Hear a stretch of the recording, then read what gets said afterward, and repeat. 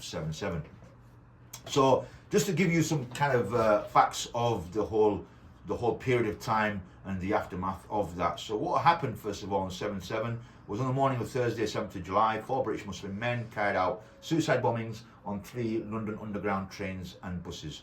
52 people were killed and more than 700 people were injured. It was the first suicide attack on British soil and caused national shock, grief and fear.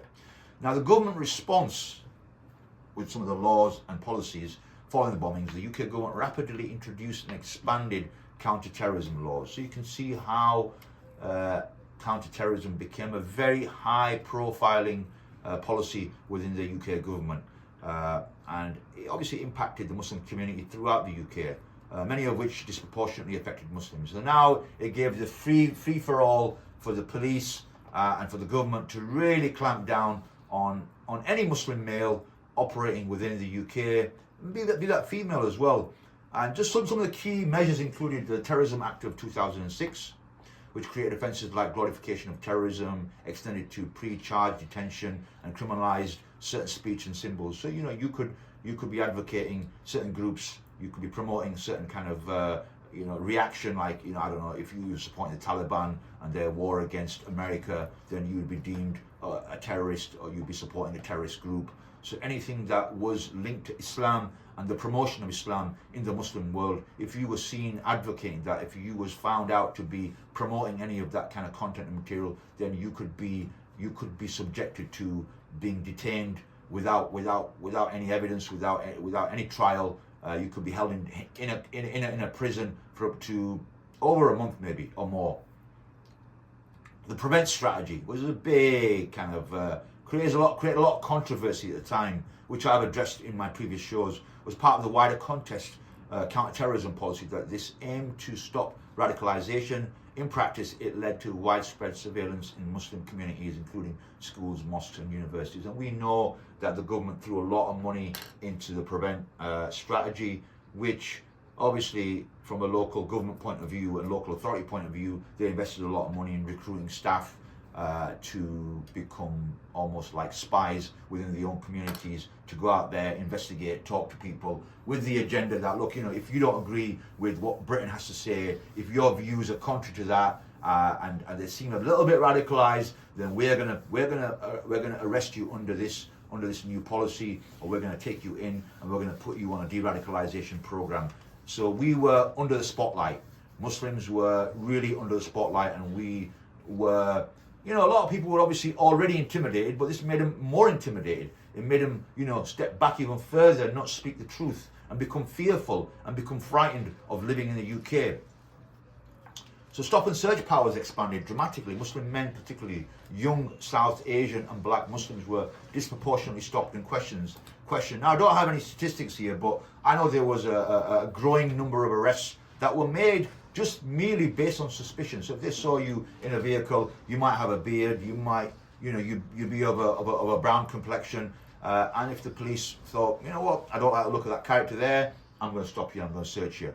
And this was happening, willy-nilly now. It was really becoming kind of like, very, very kind of openly done, without question.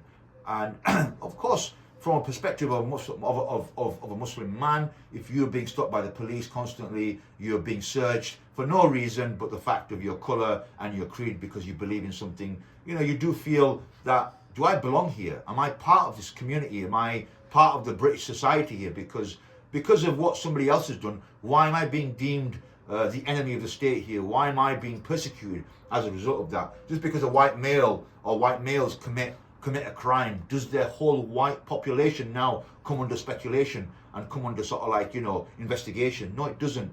So why did the Muslim community become a target for the government? Because to me, there was an ulterior motive. This was a premise for the government to really clamp down on some of the movements and some of the thinking that was going on within the UK, because they could not control the growth of as they call it, the radicalized thinking, which basically means to me that you think contrary to what the British narrative is, to what Britain might say that is acceptable speech or acceptable thinking, or maybe you could say that normative Islam will be termed as terrorist thinking.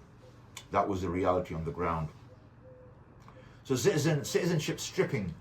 I mean, the state gained increased powers to revoke British citizenship from dual nationalities accused of terrorism. So if you was caught, you had any kind of, any connection with Pakistan, India, Bangladesh, or the Middle East, or wherever you are from, the Muslim world, then you could be sort of like stripped of your British citizenship and sent back to your country of origin, even though you may not even be born there. I mean, I was born here, but my parents come from Kashmir. I'd be stripped of my citizenship and maybe sort of like, told that, what, because of your beliefs, your extremist beliefs, we're going to sort of like send you back there. So, okay, going forward with this article, what was the atmosphere like? I mean, I remember myself when this whole incident took place, and there was an air of fear, there was an air of panic amongst Muslims. I recall some of the brothers that were living in Leeds in the Beeston area, a lot of them panicked and they moved out of that area because they didn't want to be done by association. There was a lot of panic amongst the Muslim community. Elders and community leaders wanted to denounce what happened, of course, but also try to, align themselves with the British government, and it really kind of marginalized any independent thinking, and there was no questioning of the government and the government involvement, and the fact that over the last many hundreds of years, what Britain actually has done in the Muslim world, what kind of chaos it's created, the instability it has created, the wars that it's kind of funded, and the tyrannic rulers that it's also sponsored. So there's so many things that have come out of this that we are unaware of, but obviously Britain, being the state that it is, has turned the situation in an advantage for itself.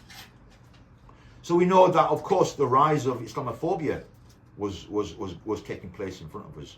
Hate crimes spiked following 7/7. The indigenous population, you had the far right, obviously loving this moment because it was an opportunity for them to highlight that we are a problem. The Muslim community is a problem, and they're responsible for this attack. But when a white person commits a crime, then it's okay. You know what I mean? It's just the individual. He's got issues and he's got problems. But when a particular Muslim individual commits a crime, the whole of the community is to blame and is responsible for the crime of the individual. So it's interesting how British media and the British government can spin certain news in their favour. Muslims were being portrayed in some media and political circles as a suspect community. Yes, we were in the docks. We were being questioned. Our loyalty and allegiance was being questioned. Are we loyal to Britain or are we loyal to Allah? That was one of the conversations I remember that were going on at the time, and we had a massive campaign running at the time that, are you British or are you Muslim? What does it mean to be British? What does it mean to be Muslim? Why are the two not one? Why can't you be a British Muslim or a Muslim living in Britain? We are a Muslim living in Britain, but are we British Muslims? Obviously, the value system of Britain is very different to the value system that Islam has. Our loyalty is to Allah, not to a state, not to a government, not to a corrupt government, not to a government that has a history of committing crimes against humanity. So we have to really think about what we are assigning ourselves to, what we are aligning ourselves to. Yes, we are citizens living here in Britain, and we contribute to British society. We hopefully bring a good contribution to British society. We have no ill intent to the British society. It is the government that we have an issue with, because the government has committed so many crimes against humanity that are being completely brushed under the carpet. And these are the things that we are not happy about. But under the guise of Islamophobia and terrorism, they can put the Muslims in Britain under the docks, under the spotlight. And that was our issue. And they can silence us, because today we are speaking freely and openly, but tomorrow they will condemn our speech and they will say that you are not allowed to say this. And if you do say that, then you will be committing a crime and you will be arrested under X, Y, and Z law. And this is the reality, brothers and sisters. We are living through through a climate of fear. And the political system here has created, through its policies, a climate of fear, because it's okay. You can say certain things. You can attack Islam. You can attack the Quran. You can insult our Prophet. But the moment we expose certain things and we highlight certain things, then we are deemed the problem. But you can say what you want, how you want. Women in hijab and men with beards became targets for abuse and surveillance and discrimination. We know that. There's many accounts of that. Youth alienation. Many young Muslims felt distrusted, criminalized, or constantly told to condemn acts they had nothing to do with. And why are we condemning acts? You had many community leaders that would come forward straight away and they would say, I condemn this under the name of Islam. I condemn this under the name of Islam. And we'd think that, why are you condemning this under the name of Islam? What's Islam got to do with this? If this individual's carried out an act, he's done that act. When do you find Christians? When do you find Hindus? When do you find Jews standing up and saying that they condemn an act under their religion because somebody has committed this crime? And I'm sure there are many of them that have committed crimes under those particular religious groups, but they're not being highlighted. Why is the Muslim community being highlighted? Increased fear of being reported for expressing grievances of faith-related views. You silence the majority because we can't say anything. Because if we do, then maybe we might get prescribed. So yeah, as I said, it was a chilling effect on free speech. Community organizations, charities, and speakers were wary of expressing views seen as too political or religious in case they triggered monitoring or funding cuts. So yeah, you'd get Muslim groups that would be conscious because they didn't want to say the wrong thing because they won't get no funding from the government. So yeah, it was very interesting times. Another thing here, widening disconnect, the gap between the Muslim community and the state institutions, police, education, local councils, grew in some areas. Trust in government and media plummeted for many British Muslims. We lost trust for the government. That's a reality because the government wasn't acting on our favour. It wasn't listening to the Muslim community. It was acting on its own favour and putting the Muslim community under the bus. So yeah, I mean that's that in a nutshell, and I think that brings me to the very conclusion of the show today. I hope that you have found some of the conversations and the subjects enlightening and of some benefit for you, inshallah. If I have said anything wrong today, please forgive me. And if I have said anything good today and right today, then that is from Allah and not from me.